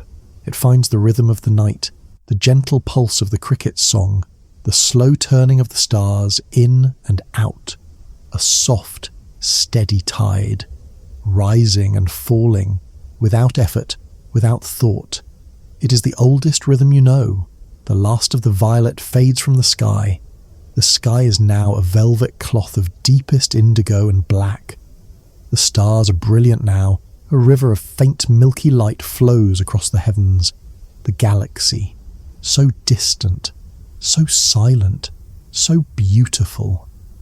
It is a soft, luminous cloud of countless suns, a gentle reassurance of the vastness of the quiet universe. It is a humbling and peaceful sight. You look at your hand in the faint starlight. You can see its shape. You can see the lines on your palm. You can see the texture of the old wood you're sitting on. The world is not gone in the darkness. It is just quieter, softer. Its details are gentle suggestions, not sharp statements. And then a new light appears, a soft, silver glow behind the peak of the mountain. It grows slowly, patiently. It is not a sudden light. It is a gradual awakening, the moon's promise. The edge of the mountain is outlined in a sharp silver light, and then the moon rises. It is not a full moon. It is a perfect silver crescent, a gentle smiling curve of light, as if drawn with a single perfect stroke of a celestial brush. It climbs slowly above the mountain's dark shoulder. It seems to rise with a deep, silent sigh, pushing the stars away from it with its soft glow. Its light is not harsh. It is soft and milky. It is a gentle, calming light. It asks nothing of you. It simply offers its quiet beauty. The moonlight touches the world with silver, liquid silver. It touches the very peak of the mountain first. Then it spills slowly down the dark slopes like a slow, silent waterfall. It touches the tops of the cedar trees on the far shore, turning their dark needles to silver. It touches the smooth, grey stones along the water's edge, making them glow softly, as if from within. It touches the surface of the lake. It creates a shimmering path of light on the water, a silver road leading from the shore to the horizon. It seems to lead directly to you, a silent, personal invitation to stillness. The old wooden pier you're sitting on is now bathed in this soft silver light. You can see the deep grain of the wood, the small dark heads of the old iron nails. You see a spider's web strung between two posts. You did not notice it before. It is a perfect geometric pattern, a spiral galaxy in miniature, and it is covered in tiny microscopic beads of dew. Each bead catches the moonlight.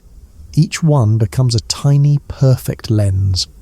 The web is transformed into a necklace of tiny silver diamonds. A secret, beautiful thing, revealed by the gentle light of the moon. The world feels magical now, hushed and sacred. The moonlight does not wake the world up. It deepens its sleep. It is the light of dreams. You feel a profound sense of peace, a feeling of being in the right place, at the right time, a feeling of belonging to this quiet moment. There is nothing you need to do. There is nowhere you need to be.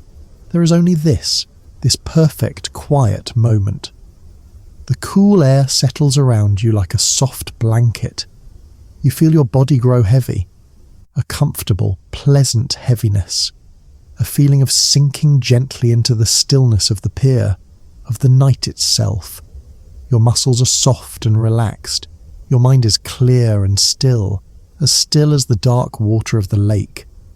You're a quiet observer in a world that is completely at peace. You watch the path of the moon on the water. It shimmers and shifts with a motion so gentle you can barely see it. A slow, silver dance. You listen to the soft, unchanging song of the crickets. It is the lullaby of the earth itself. It has always been singing. You're just quiet enough to hear it now. The reflection of the crescent moon in the lake is perfect. A silver smile floating in the dark. The reflection of the mountain is perfect, solid and unmoving. The reflections of the stars are perfect, tiny points of silent light. Your thoughts begin to dissolve. They become like the last colours of the sunset, or like wisps of mist on the water. They rise and they fade gently. They leave no trace. Thoughts of yesterday are gone. They are a story that is finished. Thoughts of tomorrow do not exist. They have not yet been written. There is only awareness, a soft, gentle awareness of the night, of the peace, of the cool air on your skin, of the soft wood beneath you, of your own gentle breath. You feel your eyelids growing heavy. It is a welcome weight. They want to close. They want to rest. It is a gentle, welcome feeling. You can let them close now. There is no need to keep watch. The mountain is watching. The moon is watching. The image of the moonlit lake is imprinted on your mind. You can still see it, even with your eyes closed. The silver path on the water, the dark, sleeping mountain, the silent, shining stars. The image is a safe and peaceful place, a place you can return to in your mind whenever you wish. The darkness behind your eyelids is a soft, welcoming darkness. It is the same darkness as the deep, still water of the lake. It is a darkness of rest, of peace, of renewal. You're no longer sitting on the pier. The feeling of the wood fades away. You're just floating in a place of deep, quiet comfort. The sounds of the night become more distant. They are fading gently, as if you're drifting away from the shore. The cricket's song becomes a soft humming whisper, a gentle vibration. The gentle croak of the frog is a distant memory. You are drifting now on a slow, gentle current. There is no resistance. There is only letting go, drifting on the dark, calm water of sleep. The water is warm and soft. It supports you completely. You have no weight. You're just a peaceful awareness. The air you breathe is the cool, clean air of the mountain night. Each breath in is peace. Each breath out is release. In and out. The gentle rhythm of your own body, the most peaceful sound in the world. The world has settled into a deep and profound stillness. The mountain is dreaming, the forest is dreaming, the town is dreaming, the lake is dreaming. It dreams of the moon and the stars. The world is asleep, and so are you. You are floating, drifting, safe. You are calm. You're still. You're at rest. Deep, peaceful rest. The moon is higher now, a silver sliver in the vast dark sky. The world is not just quiet. It is silent. A deep and profound silence that you can feel. It is a silence that has weight. A soft, heavy blanket. It covers the mountain. It covers the forest. It covers the still, dark lake. It covers you. You're floating in this deep and gentle silence. The air is cool and still. There is no wind. Not a single leaf moves. The world has stopped. It is holding its breath, waiting for nothing, just being. The silence is not empty. It is full of peace. It is the sound of the world breathing in its sleep. It fills the space between the stars. It fills the space between your thoughts. The stars are like diamond dust, spilled across black velvet. They do not seem far away. They seem close, as if you could reach out and touch them. They shine with a slow, steady light, an ancient light, a sleepy light, a light that has travelled for 1,000 years just to rest gently on your closed eyelids. They are the night's gentle candles, and their flames do not flicker. You're no longer aware of the wooden pier.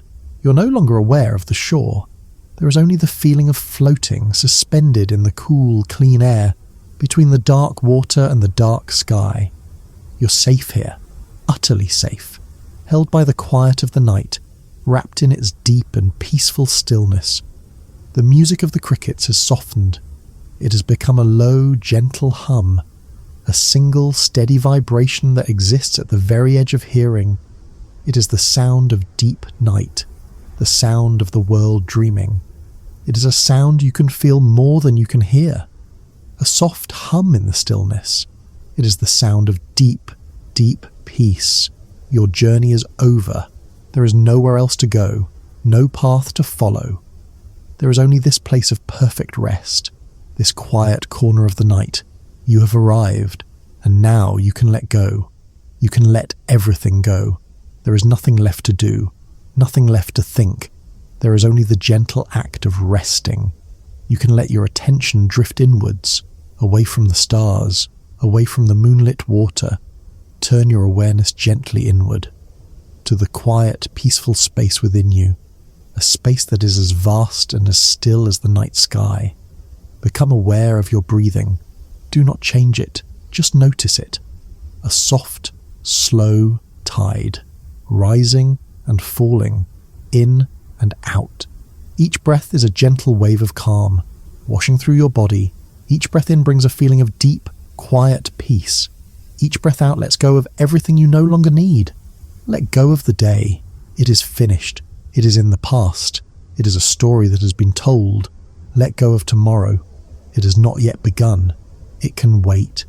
There is only this breath, and the next, and the one after that.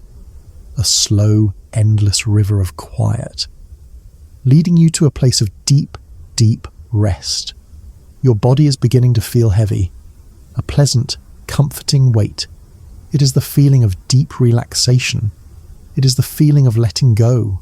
Allow this feeling to grow. Welcome it. It is the feeling of rest. It is the feeling of sleep gently arriving. Feel the heaviness beginning in your feet. A warm, soft weight pooling in the soles of your feet. Feel your toes becoming heavy and relaxed. Each one soft and still. Feel your heels sinking gently down into the softness beneath you. This feeling of deep rest flows up into your ankles and into your calves. Your calf muscles are soft and loose. Your legs are heavy and warm, completely relaxed, completely at ease.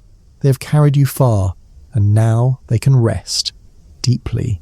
This gentle, heavy feeling of peace flows upwards into your knees and into your thighs. The large muscles in your legs are letting go completely, growing heavier and softer and warmer. Every fibre is releasing, letting go, sinking down. This deep, heavy peace flows into your hips and into your back. Feel the gentle weight of your body. Feel it sinking down, supported completely. Every muscle in your lower back is letting go, softening, releasing. Then the middle of your back and your upper back, one by one. From the base of your spine all the way up to your shoulders, your whole back is warm and heavy, supported completely by the surface beneath you. You do not need to hold on to anything. You are held. You are supported. You can let go. Feel the warmth spreading across your stomach and your chest. Your breathing is so slow and steady, so gentle, a soft, easy rhythm. Your shoulders are heavy, sinking down, melting away any tension that may have been there. A deep, soothing warmth. It flows down your arms like warm, slow-moving water into your elbows, your forearms, your wrists, your hands. Your arms are so heavy now, so warm, so deeply, deeply relaxed. Your hands are soft and still. Your palms are open and warm. Your fingers are at peace. Each finger is heavy and still, heavy and warm, letting go. This wave of relaxation flows up into your neck.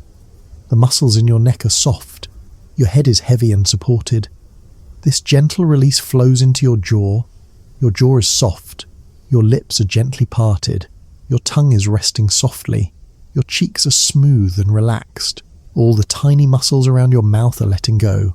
All the tiny muscles around your eyes are letting go. Your eyes are resting peacefully behind your closed eyelids. They are still and quiet. Floating gently in the soft darkness. The space between your eyebrows is smooth and wide. Your forehead is smooth as the surface of the still, dark lake. Your whole body is heavy now, a wonderful sinking feeling. A feeling of deep comfort, of profound peace. Your body knows how to rest. You can trust it. You can let it sink deeper and deeper into this feeling of complete and total stillness. Your mind is quiet now, as quiet as the moonlit lake. If any thoughts appear, that is okay. They are just echoes of the day. Do not hold on to them. Do not follow them. See them as soft clouds, drifting slowly across the night sky. They have no weight. They have no substance. They drift on a gentle breeze.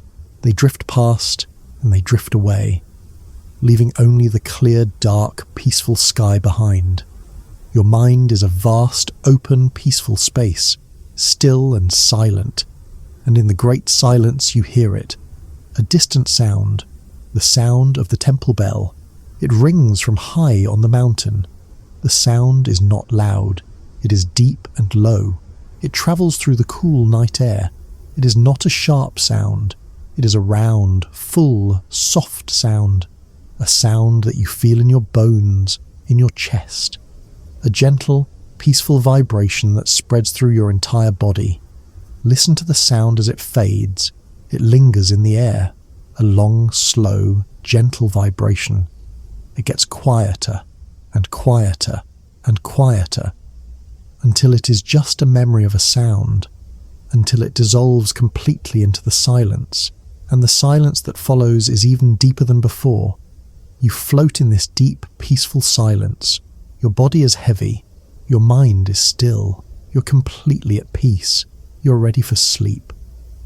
The bell rings again, a little more distant this time, as if from another valley, another world, a soft wave of sound, a wave of pure peace. It washes over you, from the top of your head to the tips of your toes. It is a wave of deep, calming energy.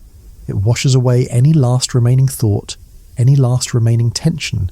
It leaves you feeling clean and clear, and so very, very calm, so very sleepy.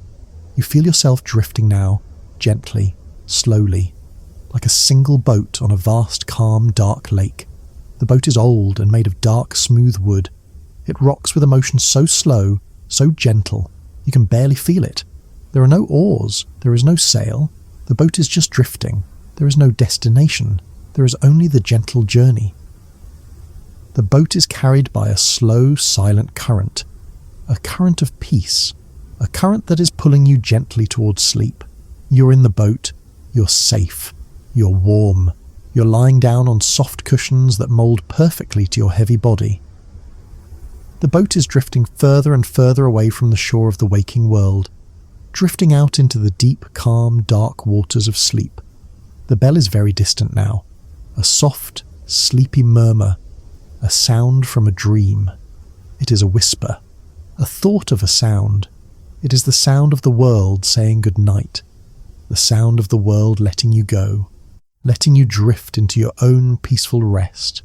You feel yourself sinking now, not falling, but sinking gently into a great soft bed, a bed of pure darkness and comfort. It is softer than any cloud, warmer than any blanket. It rises up to hold you, to support you completely. You're sinking into a deep, soft, peaceful place, a place of perfect rest, a place where you can let go of everything. Your breathing is so slow now, almost imperceptible. A gentle, sleepy rhythm, a soft whisper of air. Your body is so heavy, so deeply, deeply relaxed.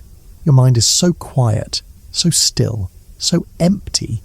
You're drifting, floating, sinking, gently, softly, peacefully. The darkness behind your eyes is soft and comforting. It is a safe and quiet place. The world is far away now, so very far away. There is only this feeling of drifting, this feeling of letting go. You're on the edge of sleep, the very edge. It is a beautiful, quiet, peaceful place. You can let yourself drift over. You can let yourself fall softly into the deep, calm water of dreams, drifting, drifting into deep, deep rest. Your body is resting, your mind is resting, your spirit is resting. There is only peace, there is only quiet, there is only stillness, deeper now and deeper, sinking into softness, sinking into warmth, sinking into peace, sinking into sleep. The stars are fading, the moon is fading, the world is fading away. There is only this moment, this soft, quiet, gentle drift, the feeling of letting go, completely drifting, floating, sleeping, deep, deep sleep. Rest now, rest deeply, peaceful sleep. Good night, rest.